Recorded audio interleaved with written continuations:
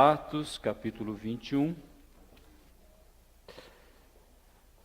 são as ações que o Espírito Santo realizou no primeiro século e que foram registradas para nós historicamente no livro de Atos por alguém que tinha uma mente pesquisadora, uma mente científica, que gostava da precisão naquilo que ele escrevia.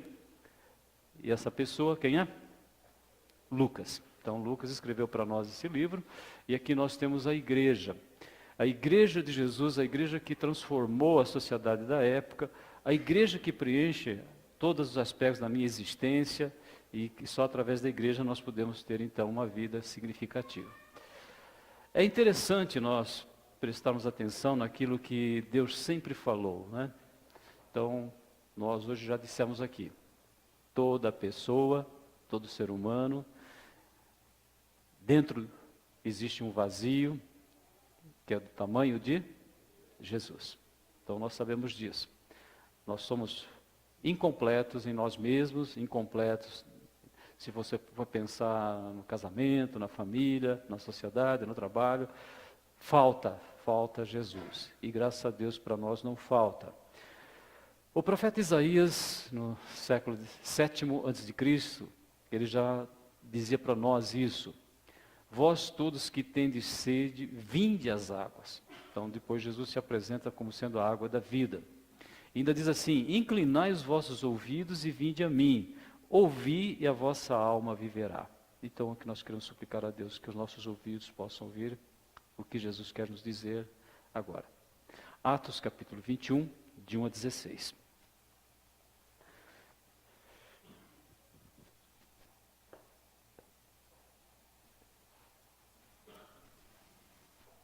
De 1 a 16, depois de nos separarmos deles, embarcamos e navegamos diretamente para Cós. No dia seguinte fomos para Rodes e dali até Pátera, encontrando um navio que ia fazer a travessia para a Fenícia, embarcamos nele e partimos. Depois de avistarmos Chipre e seguirmos rumo sul, navegamos para a Síria, desembarcamos em Tiro, onde o nosso navio devia deixar a sua carga. Encontrando os discípulos dali, ficamos com eles 7 dias. Eles, pelo Espírito, recomendavam a Paulo que não fosse a Jerusalém, mas quando terminou o nosso tempo ali, partimos e continuamos a nossa viagem. Todos os discípulos, com suas mulheres e filhos, nos acompanharam até fora da cidade, e ali na praia nos ajoelhamos e oramos. Depois de nos despedirmos, embarcamos e eles voltaram para casa. Demos prosseguimento à nossa viagem, partindo de Tiro e aportamos em Ptolomaida, onde saudamos os irmãos e passamos um dia com eles. Partindo no dia seguinte, chegamos a Cesareia e ficamos na casa de Filipe, o evangelista, um dos 7. Ele tinha 4 filhas virgens que profetizavam. Depois de passarmos ali vários dias, desceu da Judéia um profeta chamado Ágabo. Vindo ao nosso encontro, tomou o cinto de Paulo e, amarrando as suas próprias mãos e pés, disse, assim diz o Espírito Santo, dessa maneira os judeus amarrarão o dono deste cinto em Jerusalém e o entregarão aos gentios. Quando ouvimos isso, nós e o povo dali rogamos a Paulo que não subisse para Jerusalém. Então Paulo respondeu, por que vocês estão chorando e partindo o meu coração? Estou pronto não apenas para ser amarrado, mas também para morrer em Jerusalém pelo nome do Senhor Jesus. Como não pudemos dissuadi-lo, desistimos e dissemos, seja feita a vontade do Senhor. Depois disso, preparamos-nos e subimos para Jerusalém. Alguns dos discípulos de Cesareia nos acompanharam e nos levaram à casa de Manasson, onde devíamos ficar. Ele era natural de Chipre e um dos primeiros discípulos.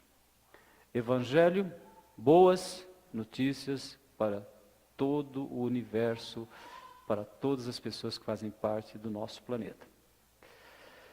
Senhor nosso Deus, nosso Pai, te louvamos e te agradecemos porque tu resgataste a nossa vida, tu preencheste o vazio que todo ser humano tem por ser pecador, por estar em situação de risco, porque nós sabemos que só saímos dessa situação de risco quando nós conhecemos o Teu Filho Jesus Cristo, porque a palavra diz que todos pecaram, todos estão destituídos da Tua glória, mas que através do Teu Filho recebem o perdão, recebem a reconciliação e passamos por uma situação de segurança.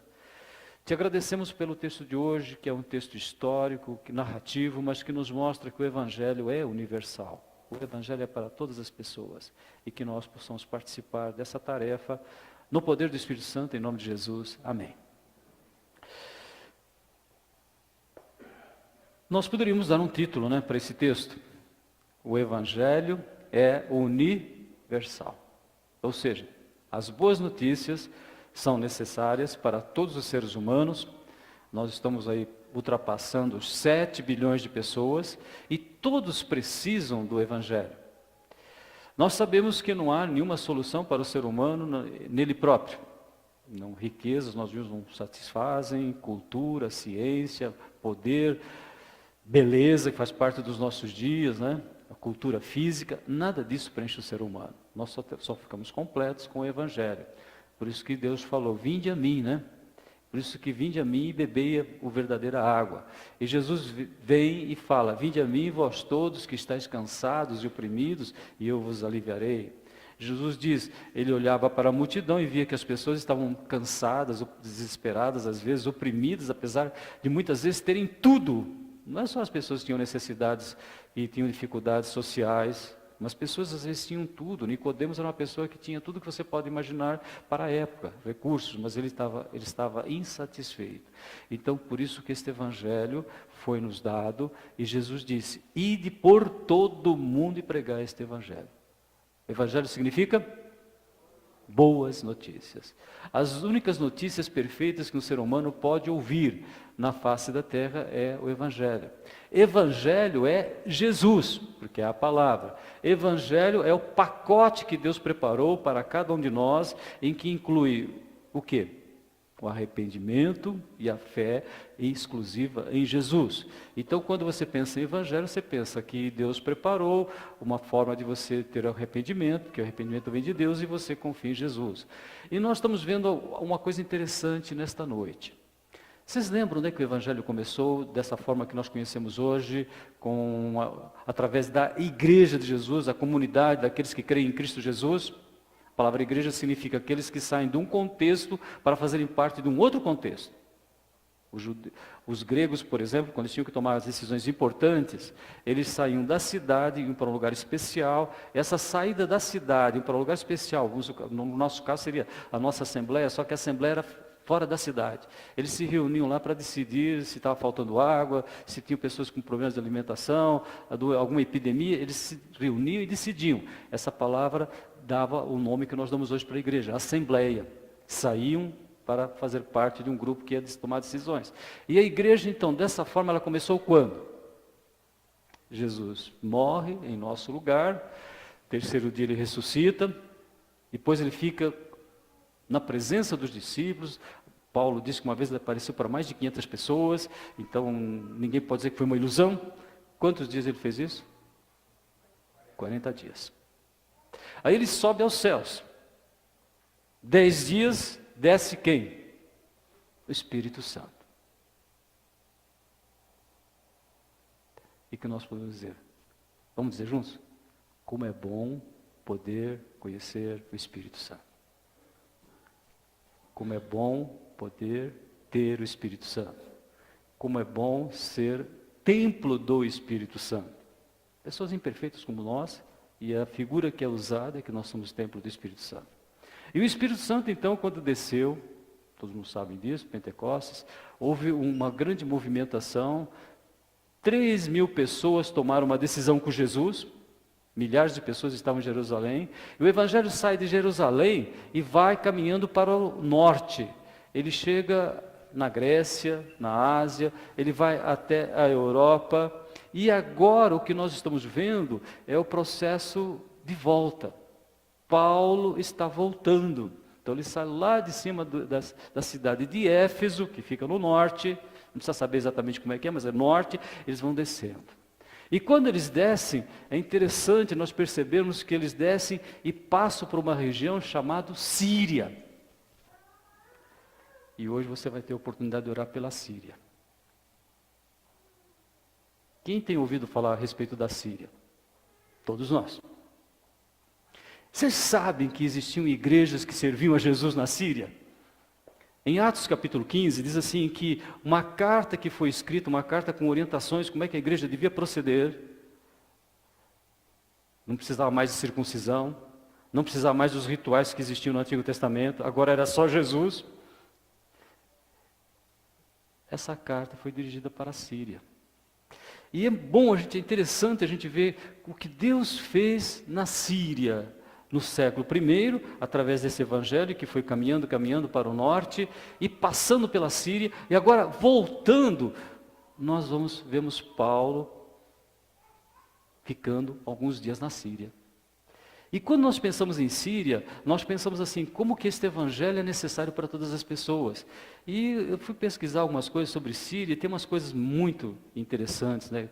Bom, todos nós já sabemos que a Síria hoje é considerado, ela é classificada pela Organização das Nações Unidas como sendo a grande tragédia do século XXI.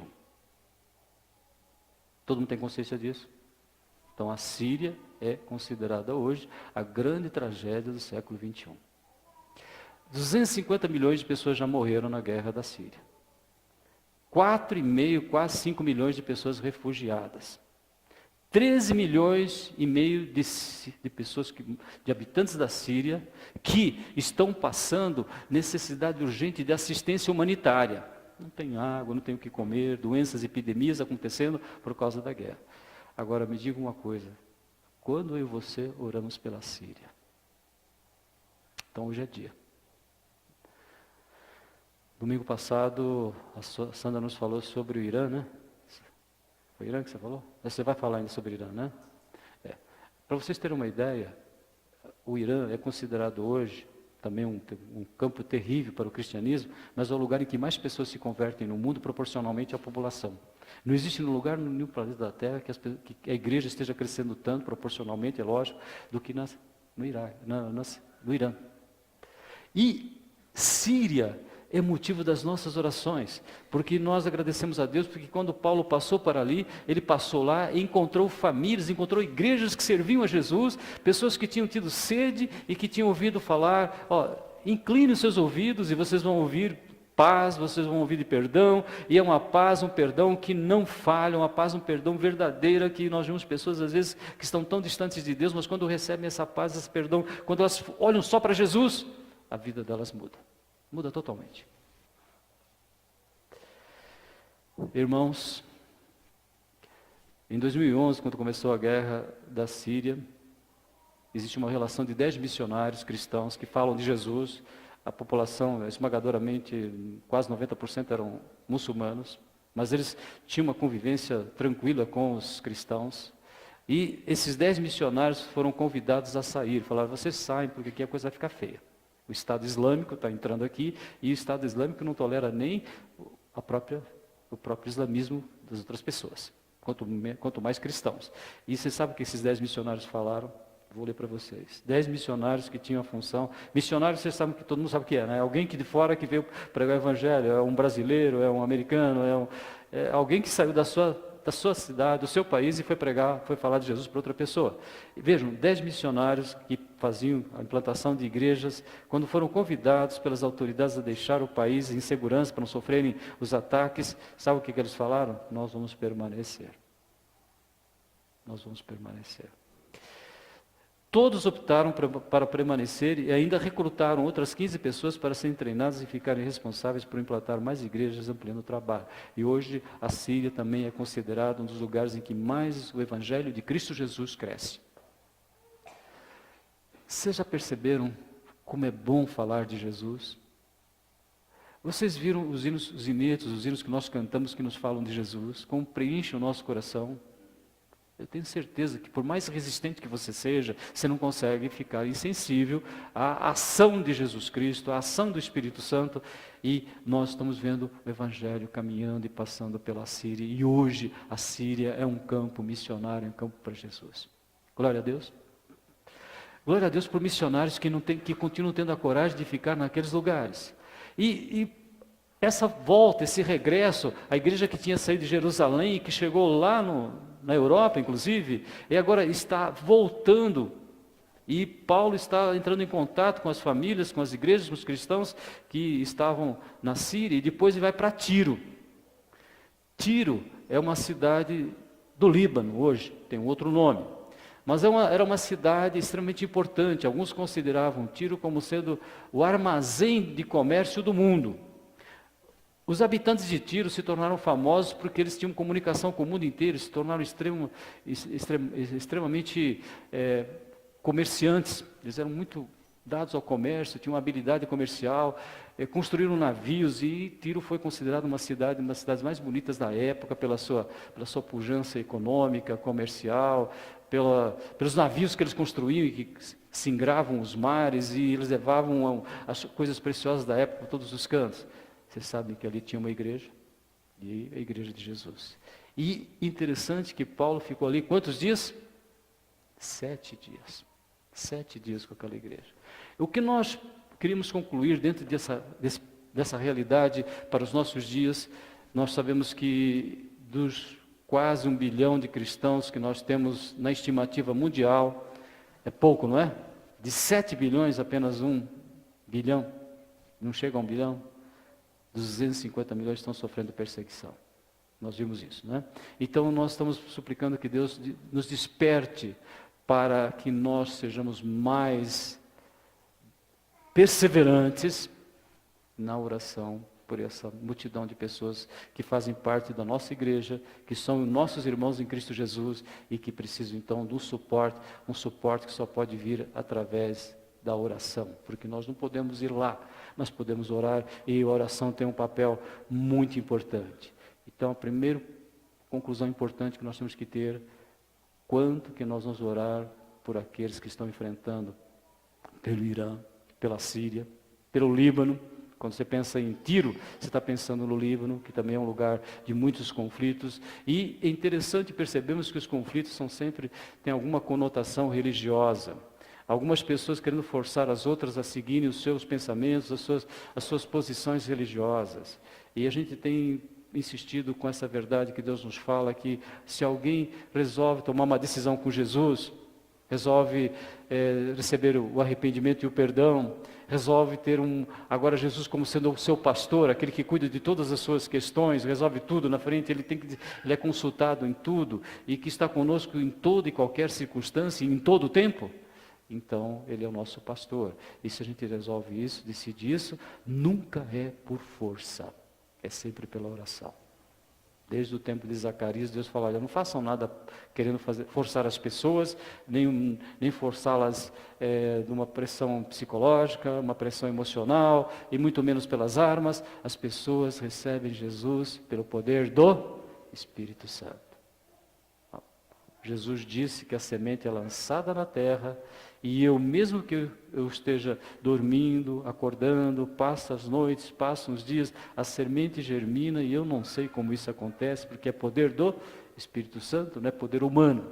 Então isso faz com que a gente possa ter uma tranquilidade, e suplicando para Deus uma questão importantíssima: perseverança.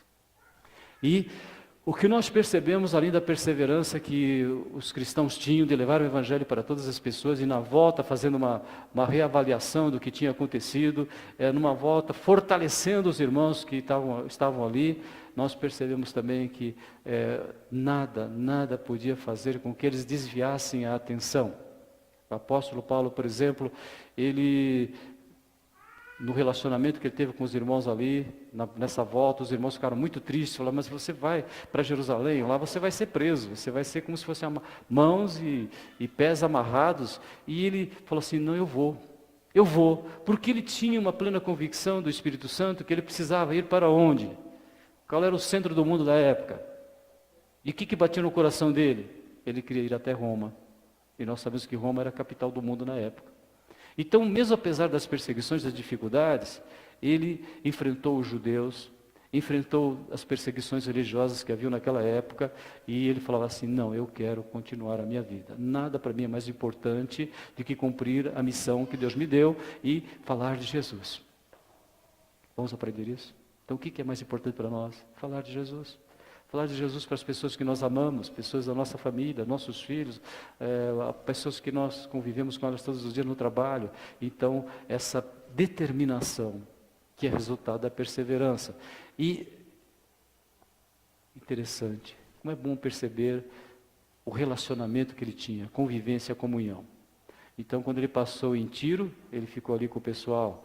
Quando ele foi para outras cidades, sempre que havia oportunidade, ele ficava com eles, ele compartilhava.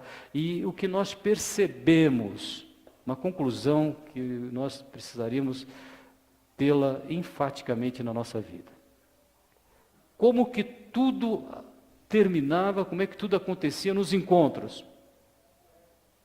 Como é que as coisas tinham o seu final feliz? Oração. Que interessante, né?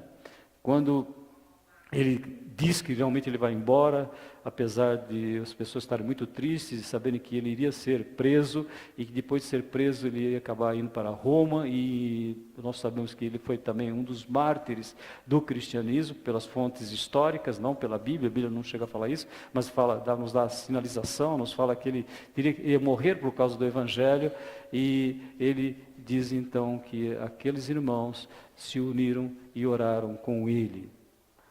Nós agradecemos a Deus porque em toda e qualquer circunstância da nossa vida, é Jesus que resolve em todo momento, e nós temos um recurso perfeito que é a oração.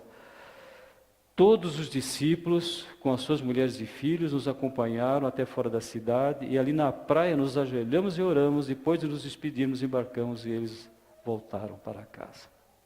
Irmãos, tudo tem que começar com a palavra e com a oração. E tudo tem que terminar com a oração. E nós sabemos que existe uma dificuldade, um enfrentamento todos os dias para dificultar que a gente tenha essa convivência, essa intimidade profunda, inigualável com a pessoa de Jesus. Mas nós sabemos que nós podemos orar. E quando nós oramos é você dizer que Deus tem o quê? Poder. O que o ser humano precisa? Poder. Só que nós somos impotentes, incapazes em situações às vezes extremamente simples, nós somos incapazes. Mas nós agradecemos a Deus porque nós temos um contato com aquele que é onipotente. Um dos relatos, uma das experiências marcantes que nós temos na história do cristianismo foi quando 3 judeus que estavam na Babilônia,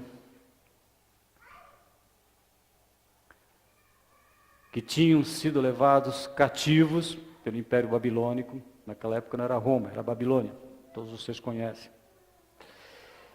E o rei da época era quem? Nabucodonosor. Sabe o que ele fez? Ele construiu uma imagem de ouro de 27 metros de altura. Dá um prédio de quantos andares? 27 metros de altura. Assis. Damião. Os construtores aí da igreja, quem mais está aqui que constrói? 9 andares. Ninguém vai esquecer? 9 andares. Você já pensou?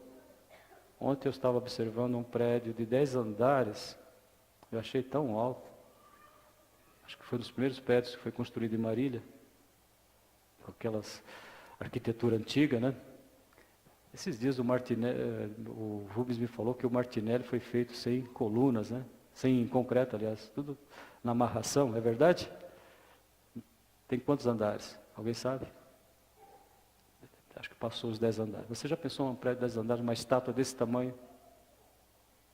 E a estátua era de ouro. O ser humano é assim.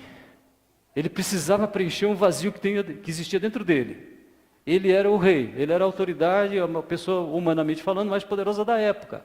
Ele fazer uma estátua. Essa estátua vai me socorrer, essa estátua vai me ajudar, essa estátua vai conseguir resolver todos os meus problemas. Quando eu tiver dificuldade, eu vou lá e olho para a estátua e falo que a estátua é o meu Deus e ela resolve meus problemas. E para não ser uma estátua que pudesse ser colocada de defeito, ele fez de 27 metros de altura e feita de ouro.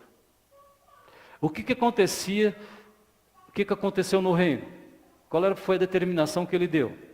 Olha, toda vez que se cantar um hino, vamos dizer, né, não falou hino, mas falou, o som da trombeta, se a trombeta soar, pífaro, cítara, harpa, saltério, flauta dupla, toda espécie de música, se alguém ouvisse a música, o que a pessoa tinha que fazer? Tinha que ir lá na estátua e se ajoelhar e deitar na frente da estátua. O ser humano é assim, não é? A gente acha que um pedacinho às vezes um papelzinho, né? Quando eu era criança, eu guardava um papelzinho que me deram uma vez, falava, esse papelzinho aqui vai, põe na carteira e tal, quem sabe vai fazer com que eu esteja protegido. Mas Nabucodonosor tinha muito recurso, ele não tinha um papelzinho só. Ele não queria uma estátua pequenininha feita de ouro, de pedra, ou de gesso, ou seja lá o que for. Ele fez questão de fazer uma coisa suntuosa, pujante, para que nós pudéssemos entender que vergonha que ele passou. Que vergonha. Depois você vai querer ler em casa, né?